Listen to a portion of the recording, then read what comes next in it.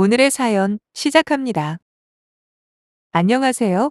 어떻게 이야기를 시작해야 좋을지는 모르겠지만 일단 시작해 볼게요. 저는 결혼 5년 차 되는 맞벌이 주부입니다. 저는 웹디자이너로 재택근무를 하고 있어요. 프리랜서는 아니고 회사에서 계약을 하면 집에서 작업해서 보내는 식입니다. 벌이도 그리 나쁘지 않아요. 평범한 직장인은 남편과는 저와 친하게 지내는 직장 상사분의 소개로 만나 딱 1년 연애하고 결혼했고요. 결혼하고 한 2년간은 참 행복하게 잘 지냈습니다. 남편도 제게 잘해줬고 시가와도 별다른 마찰도 없었네요. 특히 시아버님이 너무 좋으신 분이었어요. 가끔씩 시어머니가 별것도 아닌 걸로 트집을 잡으려 치면 남편보다 먼저 나서서 괜한 걸로 며느라가 힘들게 하지 말라고 하시면서 든든한 방패막이 돼주셨거든요. 그런데 시아버님 돌아가신 후 조금씩 시어머니와 남편이 변해가더라고요. 조금씩 저를 왕따 비슷하게 대하는 느낌이 들기 시작하더니 어느샌가 대놓고 소외시키더라고요. 그러다 추석 전날 친정 아버지가 돌아가셨어요. 명절 연휴이기도 했고 코로나 때문에 친지 외엔 조문객을 받지 않았지만 그래도 솔직히 시가 식구들은 오실 줄 알았어요. 타 지역도 아니라 거리도 그렇게 멀지도 않았고 시어머니는 돌아가신 시아버지 차례상도 안 차리시는 분이라 오실 줄 알았습니다. 하지만 결국 아무런 연락도 없었고 얼굴도 안 비추시더라고요. 정말 섭섭했습니다. 아빠를 잃은 슬픔에 거기까지 신경 쓸 아무런 여유가 없던 저는 그렇게 장례식을 치르고 어느 정도 시간이 지나자 너무 궁금하더라고요. 어떻게 사돈이 돌아가셨는데 시누이고 시어머니고 그 누구도 전화 한 통 없으셨는지 말이에요. 그런데 제 은행 계좌를 확인해보고 저는 치를 떨 만큼 분노했습니다. 제 계좌에는 시어머니 이름으로 딸랑 10만 원이 입금되어 있더군요. 이게 무슨 황당한 일인지 제 눈을 의심했습니다. 앞에서 말씀드렸던 저를 너무 이뻐하시고 한때 든든한 지원군이셨던 시아버지께서 돌아가셨을 때 저희 친정아버지 항암치료 받으시면서도 사돈 마지막 가는 길 배웅해드리는 게 도리 아니겠냐고 발인 날까지 참석하셨거든요. 항상 못난 내 딸 아껴주셔서 고맙다고 이야기를 많이 하셨던 아빠는 주위 사람들의 만류에도 사돈 가는 거는 꼭 보고 싶다고 하셔서 시아버지 장례식에 끝까지 자리를 지키셨어요. 근데 사람 마음이 참 간교하더군요. 그때의 일이 계속 생각나게 되면서 결국엔 남편에게 폭발했습니다. 정말 너무한 거 아니냐. 시누이고 어머님이고 어떻게 한 분도 연락 없이 계좌에 돈 10만 원만 달랑 보내놓을 수 있냐. 이게 무슨 경우냐. 옆집 사람이 죽어도 안부 전화 한 통은 하는 게 인지상정일지인데.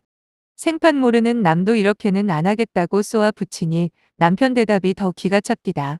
엄마 연세에 지금 시국에선 장례식장 무리 아니냐. 엄마가 누나한텐 따로 연락 안 했다더라. 누난 시댁에 가야 하니 괜히 신경 쓸까봐 일부러 연락 안 했다. 이렇게 토시 하나 안 틀리고 저리 대답하는데 진짜 오만 정내미가 다 떨어졌어요.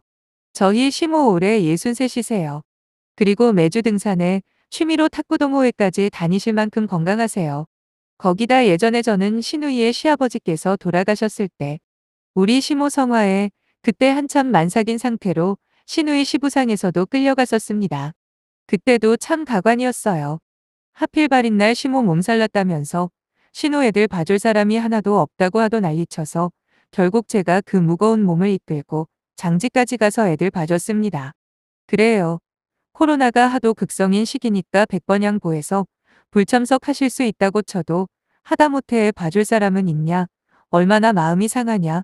분명히 좋은 곳 가실 거다라는 연락이라도 하실 줄 알았는데 저한텐 장례 전에도 후에도 아무런 연락이 없으셨어요. 그런데 더 황당한 건 남편 말로는 시모가 되려 저한테 화가 나셨다는 거예요. 아버지 잘 보내드리고 왔다. 추석 때 못 찾아뵈서 죄송하다. 뭐 이렇게 먼저 연락을 했어야 하는데 아직까지 연락 한 통 없다고 제가 기본이 안 돼 있답니다. 무슨 밀당하는 것도 아니고 먼저 전화 한 통 하는 게 그렇게 어려운 일인가요? 그리고 저요. 장례를 치른 사람이에요. 다른 일도 아니고 아빠를 잃은 딸에게 고작 한다는 말이 먼저 연락 안 했다고 기본이 안 돼 있다고요? 순간 너무 빡쳐서 절대로 먼저 연락 못 드리겠다 하니 남편이 한다는 소리가 저보고 속이 좁아 터진 못난 며느리랍니다.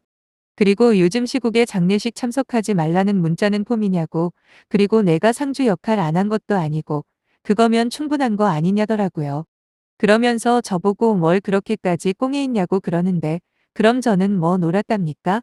사위 새끼가 당연히 해야 할 일한 건데 그걸로 생색까지 내는 남편을 보고 참 제 자신이 원망스럽더군요. 저런 걸 내 반쪽으로 선택했다니 말이에요. 솔직한 심정으로는 결혼 전에 저로 돌아가 죽도록 패주고 싶었어요. 저도 시아버지 돌아가셨을 때 잠 한숨 못 자고 손님 받고 음식 나르고 다 했습니다. 하지만 단 한 번도 내가 고생한다고 생각해 본 적도 없습니다. 물론 시아버지에 대한 각별한 애정 때문이기도 했지만 만약에 그런 사랑을 안 주신 분이라고 해도 시아버지 장례식에서 며느리로서 마땅히 해야 할 일을 생색내지는 않았을 겁니다. 가족으로 당연히 해야 할 일이니까요.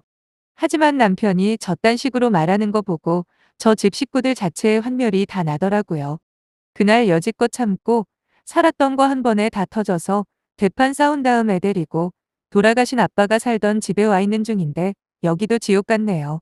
집안 구석구석 온통 아빠의 흔적뿐이잖아요. 시모와 남편에 대한 분노보다는 이제 더 이상 아빠를 볼 수 없다는 슬픔이 더 커서 울다 잠들고 울다 잠들기만 합니다. 제가 어렸을 때 워낙 몸이 약했던 엄마는 일찍 돌아가셨어요. 그렇게 혼자 남겨진 저를 우리 아빠는 정말 열심히도 키워주셨어요.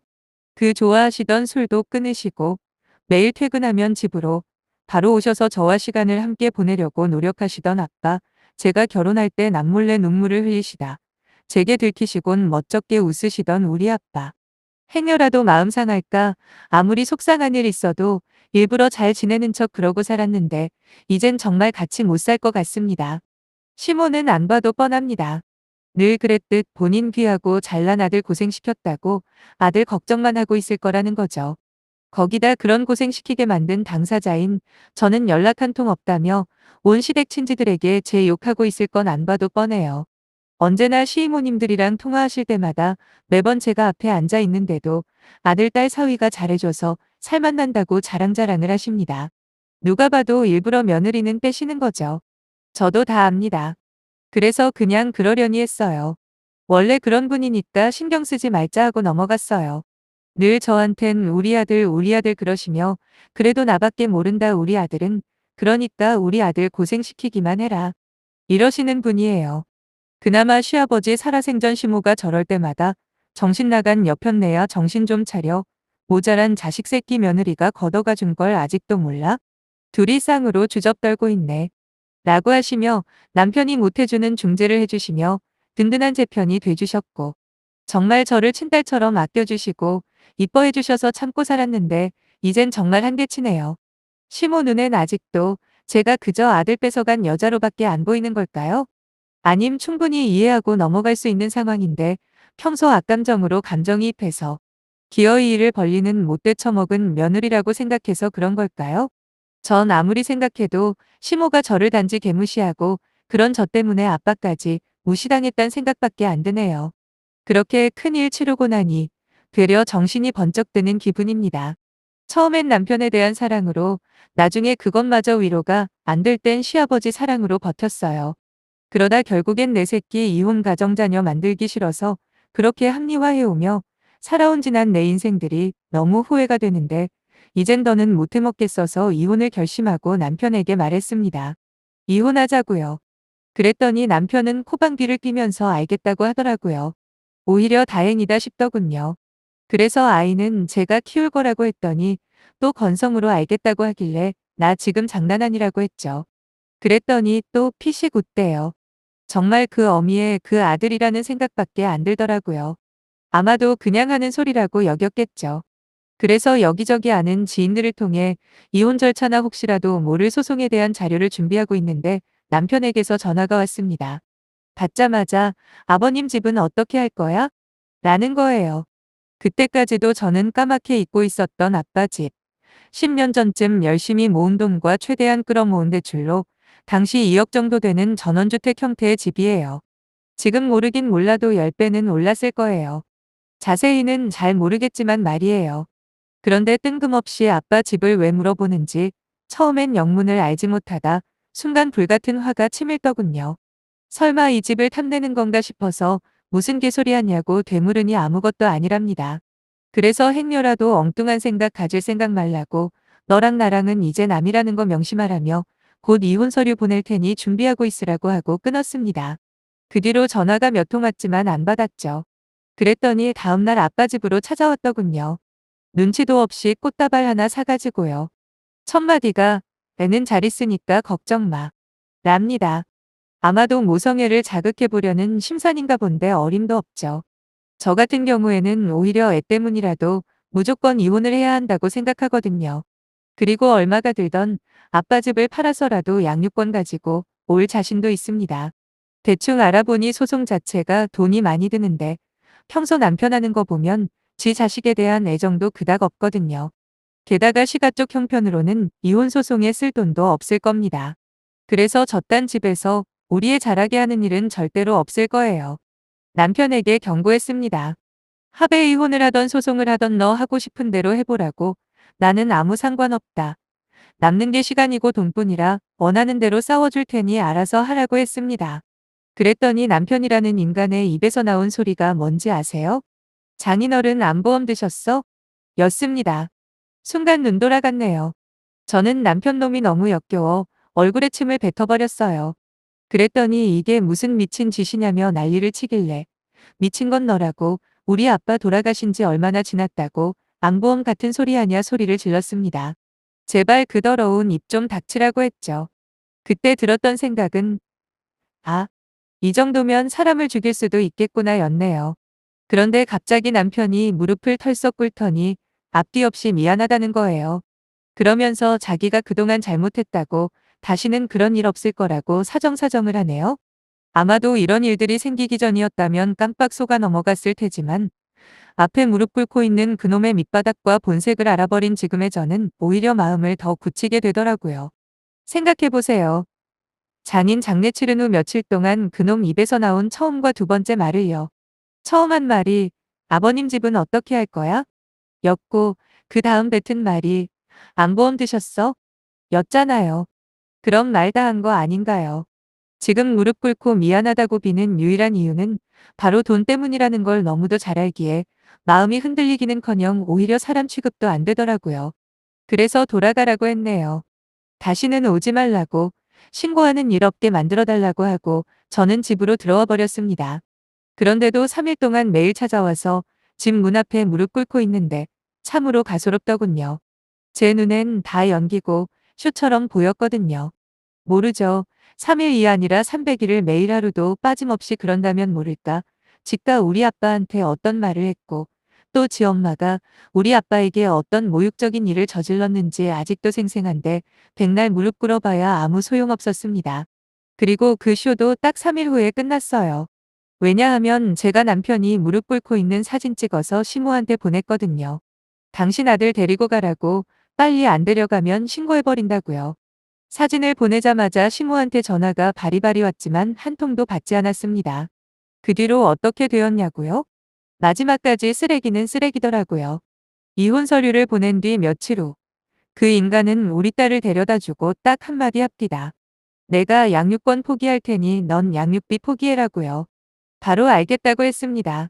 왜냐하면 위자료는 어차피 법적으로 거의 반반 받을 테고 솔직히 더 집요하게 물고 늘어져서 양육비까지 뜯어내고 싶었지만 일단은 아이가 먼저라고 생각했거든요.